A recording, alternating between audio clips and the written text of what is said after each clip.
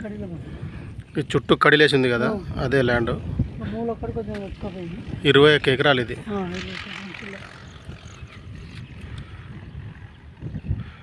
అలా కనిపించేది రిజర్వాయరా, pump house అది, దాని కింద రిజర్వాయర్. ఈ చుట్టూ కడిలేసింది కదా, అది టోటల్గా రోడ్ ఫేసింగే. ఒక 1/2 కిలోమీటర్ ఉంటుంది రోడ్ ఫేసింగ్.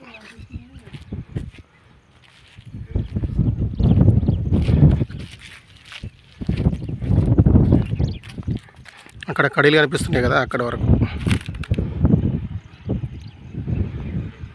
21 ఎకరాలు.